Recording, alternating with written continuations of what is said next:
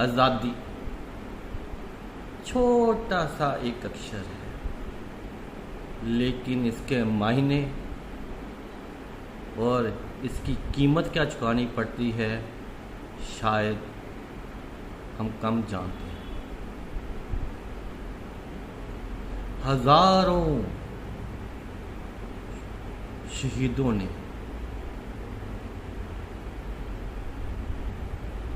अपनी जान देकर आज़ादी के जंग में आहुति डाली।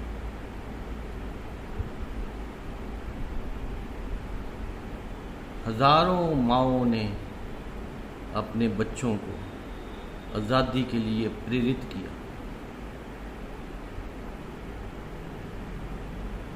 इनका बलिदान हम कभी नहीं भूल सकते। उन योद्धाओं को, उन महान आत्माओं को हम कैसे भूल सकते हैं जिन्होंने फांसी के फंदे को अपने आप अपने हाथों से अपने गले में डाला हो और मुस्कान के साथ मौत को चुना हो।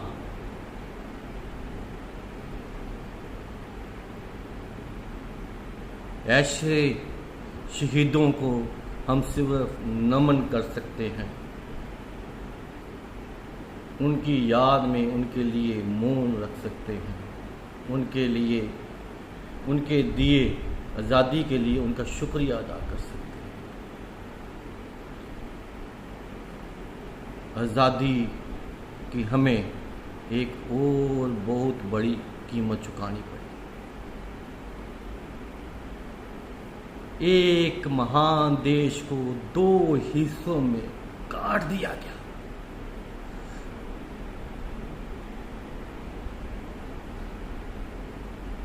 और इधर भी और बॉर्डर के इधर भी दोनों तरफ लाखों लाशें बिछा दी गई।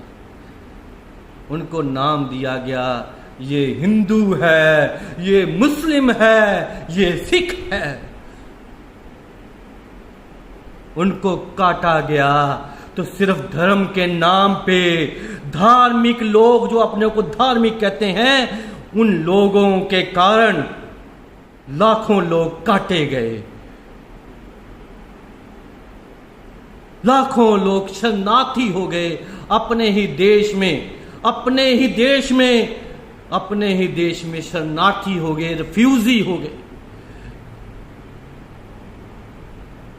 लाखों में खेलने वाले आदमी, करोड़ों में खेलने वाले आदमी आज 2-2 रोटी के लिए रिफ्यूजी कैंप में थे। ये कीमत हमें देनी पड़ी। ये कीमत हमें देनी पड़ी।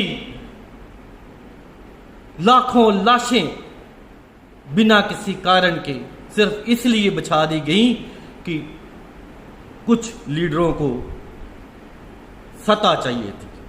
अपनी सत्ता लेने के लिए देश को 2 बांटों में बांट दिया गया और लाशें बचा दी गई, ये कहकर कि तुम हिंदू हो, तुम मुस्लिम हो, इसलिए तुम्हें काट रहे हैं, तुम सिख हो, इसलिए तुम्हें काट रहे हैं।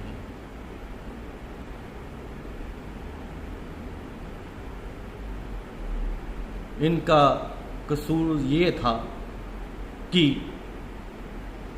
कुछ लोग जो सत्ता में जो लोग थे उनके हिसाब से उस साइड पे होने चाहिए थे, इस साइड की बजाय, और इस साइड की बजाय उनको दूसरी साइड पे होना चाहिए था। इसलिए मैं आप सबसे अनुरोध करता हूं कि ये जो इंसानियत मरी उस दिन 15 अगस्त 1947 के नज़दीक कुछ दिन, उन सभी के लिए, चाहे वो हिंदू था, मुस्लिम था, सिख था या कोई भी था, सभी के लिए 1 मिनट का मौन जरूर रखें 15 अगस्त को।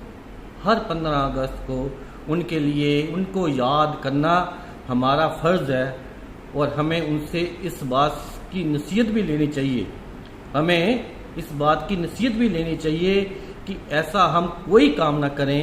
अब हम अपने आप को, अपना धर्म अपने घर रखें, अपने जीवन में उतारें, ना कि दूसरे के गले काटने के लिए प्रयोग करें।